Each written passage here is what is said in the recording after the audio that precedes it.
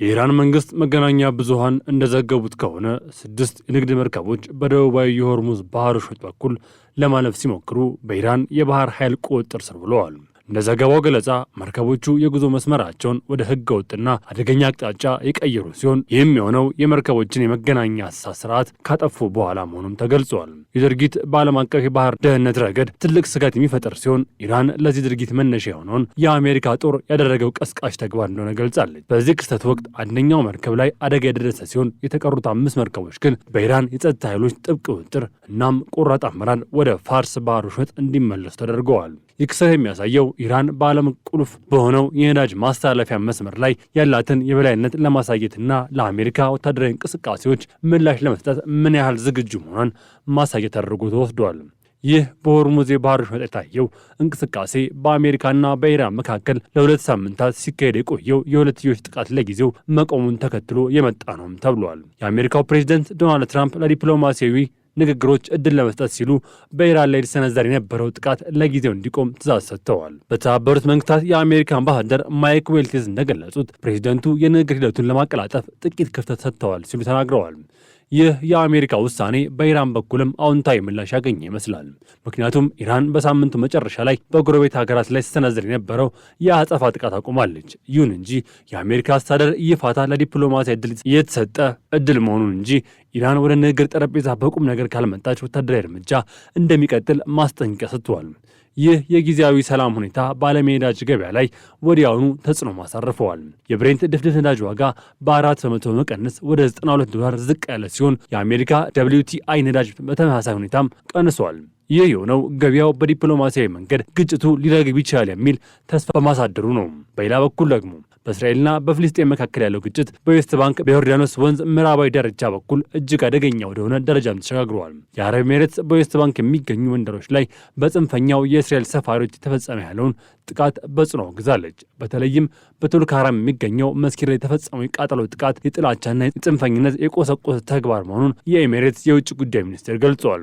ኤሚሬትስ ለዚህ ሁሉ ጥቃት የእስራኤል መንግስት ሙሉ ኃላፊነት እንዳለበት በመግለጽ አጥፊዎችን ተጠያቂ የማያደርግ ከሆነ ድርጊቱ እንደ መንግስት የተዘዋዋሪ ይሁንታ ተደርጎ እንደሚቆጠር አስጠንቅቃለች። ይህ ሁኔታ ቀጠና ያለመረጋጋትና የዘረኝነት ስሜትን እንደሚያባብሰው ጠቁመዋል። የእስራኤል መከላከያ ሰራዊት በዌስት ባንክ ያለውን ወታደራዊ እርምጃ አጠናክሮም ቀጥሏል። በናቡለስ አቅራቢያ የተከሰተው የተኩስ ልውውጥ 4 ፍልስጤማውያንና 2 የእስራኤል ወታደሮች መገደላቸው ተከትሎ የእስራኤል ጦር ሰፊ ወታደራዊ ዘመቻ ጀምረዋል። በዚህም በመቶዎች የሚቆጠሩ ፍልስጤማውያን የታሰሩ ሲሆን በኒሊንና በቤታ አካባቢዎች የቤት ማፍረስና የወረራ ተግባራት ተፈጽመዋል።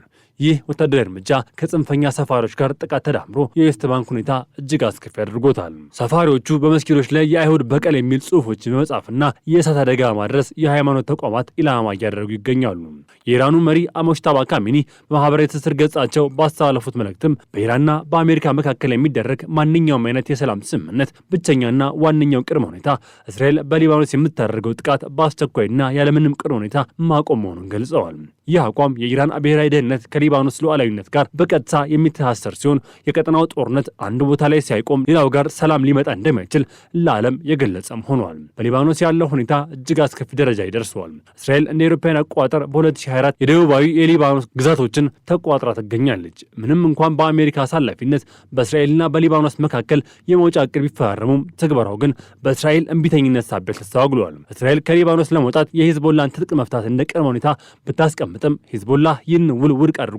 በአሁኑ ወቅት የእስራኤል ጦር በደቡብ ሊባኖስ ፓይለት ዞን ተብሎ ከተለዩ ቦታዎች ለመውጣት ፈቃደኛ ለመሆኑ ብቻም ሳይሆን አሁንም በከባድ መሳሪያዎችና በቡልዶዘሮች የታገዘ ወረራና የንብረት ውድመት እያካሄደ ይገኛል። እስካሁን ከ4300 በላይ ሰዎች መገደላቸው የችግሩ ስፋትና ጥልቀት ያሳያል። የሙጅታባ ካሚኒ አቋምም ይህን የሊባኖስ ሰብአዊና ፖለቲካዊ ቀውስ እንደ ዋነኛ የድርድር መጫወቻ ካርድ ለመጠቀም ያለመ ነው። ከዚህ ጎን ለጎን በሆርሙዝ የባህር ወሽመጥ የተከሰተው የመርከቦች እገታ የኢራን ወታደራዊ ቁርጠኝነት የሚያሳይም ነው።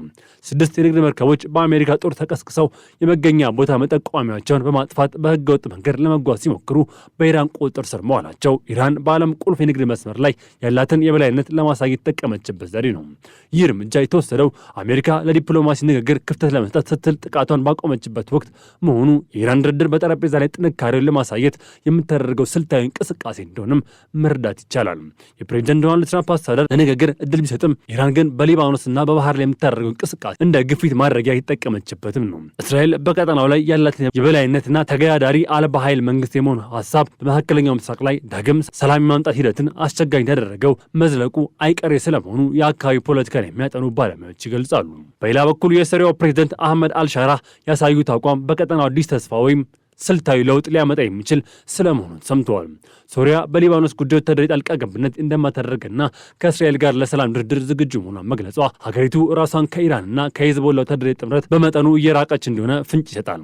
ይሁን እንጂ ሶሪያም ብትሆን እስራኤል ከጎላን ኮረብቶች እንድትወጣ ተጠየቋ የቀጠናው ሰላም መሰረታዊ ከሆኑ የግዛት ጥያቄዎች ጋርም የተቆራኘ መሆኑን ያረጋግጣል። ይህ ሁሉ ተደራይና ፖለቲካዊ ፍጥጫ በዓለም ኢኮኖሚ ላይም የራሱን የሆነ ጥላ አሳርፈዋል። ምንም እንኳን በሳምንቱ መጨረሻ በነበረው የጥቃት ማቆም ምክንያት የነዳጅ ዋጋ በ40 በመቶ ቢቀንስም በባቡል መንደብና በሆርሙዝ ወሽመጥ ያለው የመርከቦች እንቅስቃሴ ግን በከፍተኛ ሁኔታ ቀንሷል። የየመኑ ሆቲዎች በሳውዲ የነዳጅ ተቋማት ላይ የሰነዘሩት ጥቃት የኢራን አሜሪካ ግጭት ወደ ቀይ ባህርና ወደ ዓለም አቀፍ ንግድ መስመሮች መስፋፋቱን ያሳያል። በተለይም የቻይናና የሩሲያ መርከቦች በከፍተኛ ጥንቃቄ እንዲንቀሳቀሱ መገደዳቸው ቀውሱ ዓለም አቀፍ መልክ እንዲይዝ አድርጎታል። የመካከለኛው ምስራቅ ወደፊት ጣፋንታ በአሁኑ ወቅት በሶስት ዋና ጉዳዮች ላይ የተንጠለጠለም ነው። አንደኛው የአዲሱ የኢራን መሪ ሞጅታባ ካሚኒ ጥብቅ አቋምና ለሊባኖስ ሰጡት ትኩረት ሲሆን፣ ሁለተኛው የእስራኤል ዌስት ባንክና በሊባኖስ የምታሳየው ወታደራዊ ግትርነትን ነው። ሶስተኛው ደግሞ የአሜሪካ ዲፕሎማሲያዊ ጥረት ውጤታማነት ነው።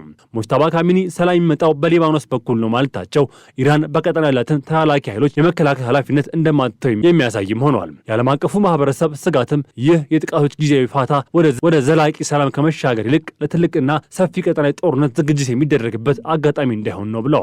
የነዳጅ ገበያና የባህር ላይ ንግድ ደህንነት የሚረጋገጠው እነዚህ የተሳሰሩ ፖለቲካዊ ጥያቄዎች በጠረጴዛ ዙሪያ ምላሽ ሲያገኙ ብቻም ይሆናል። ወደ ሶሪያ ስንመለስ የሀገሪቱ ፕሬዝዳንት አህመድ አልሻራ ለየት ያለ ዲፕሎማሲ አቋም ይዘው ብቅ ብለዋል። ፕሬዝዳንቱ ለአልጀዚራ በሰጡት ቃለ መጠይቅ ሶሪያ በሊባኖስ ጉዳይ ጣልቃ የመግባት ምንም አይነት ወታደራዊ ፍላጎት እንደሌላ ገልጸዋል። ይልቁንም የሊባኖስ መንግስት ሂዝቦላህን ትጥቅ ለማስፈታት የሚያደርገው ጥረት እንደምትደግፍና በሊባኖስ የሚፈጠረው አለመረጋጋት ወደ ሶሪያ እንዳይሻገር እንደምትሰራም ተናግረዋል። ከእስራኤል ጋር በተያያዘ ሶሪያ ለጸጥታው ድርድር ዝግጁ መሆኗን ገልጸው ነገር ግን እስራኤል እንደ አውሮፓውያን አቆጣጠር በ1974 ወደ ተወሰነው የለይቶ ማቆያ መስመር ማፈግፈግ እንዳለባት ቅድመ ሁኔታ አስቀምጠዋል።